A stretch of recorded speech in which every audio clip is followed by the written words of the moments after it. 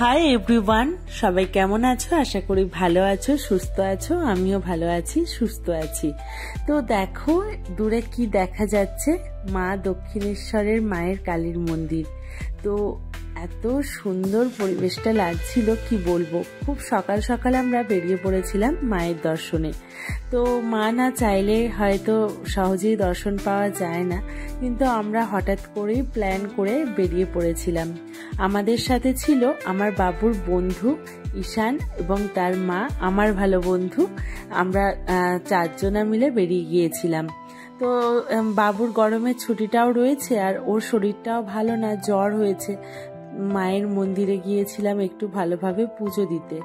এসেই আগে জুতো সবকিছু জমা দিয়ে এই যে এখানে ডালাটা নিতে এসেছিলাম। তো ডালাটা এখান থেকে নিচ্ছি, এই ভিতরেই দোকান রয়েছে পরপর। তো সেখান থেকে দোকান থেকেই ডালাটা নিলাম, নিয়ে এখানে দেখো পরিবেশটা কত সুন্দর। সকালবেলা একদম, কটা হবে তখন, হয়তো 7টা মেবি এরকম হবে।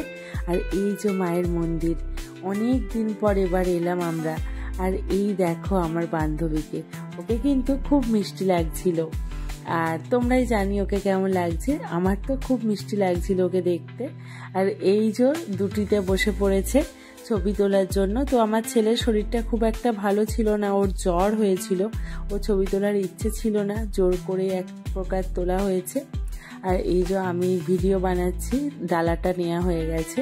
তো আমাদের পুজো দেওয়াও কমপ্লিট হয়ে গেছে। ভিতরে তো আমি ক্যামেরা অ্যালাউ না, ছবি তুলতে পারিনি বা ভিডিও করতে পারিনি। তবে আমরা খুব ভালোভাবে, খুব কম সময়ের মধ্যে মায়ের দর্শন পেয়েছি, ভালোভাবে পুজো দিয়েছি। এটাই আমাদের মনের সব থেকে বেশি শান্তি।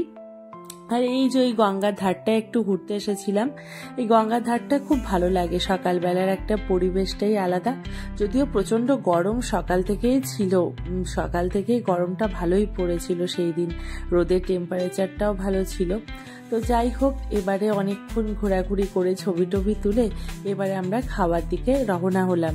এই যে ফুড প্লাজা, এখান থেকে এখন সবাই খায়। আগে যে কচুরির দোকানগুলো ছিল সেগুলোই এগুলো করেছে, তবে এগুলোকে নতুনভাবেই আপডেট করেছে। বছর 2 হলো এটা হয়েছে। তো আমরা চলে এসেছি এখানেই খাওয়া দাওয়া করতে, টিফিন করতে।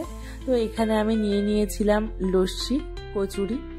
অ্যাজ ইউজুয়াল এগুলোই পাওয়া যায়, আরও কিছু পাওয়া যায়, ধোসা বা এই সব কিছু, কিন্তু আমার ধোসাটা খুব একটা বেশি ভালো লাগে না, কচুরি ঠিক আছে। তো আমরা সবাই মিলে এনজয় করে খাওয়া দাওয়া করে এবার বাড়ির পথে রওনা দিচ্ছি। এই যে এবার বাড়ি ফিরে যেতে হবে আমাদের।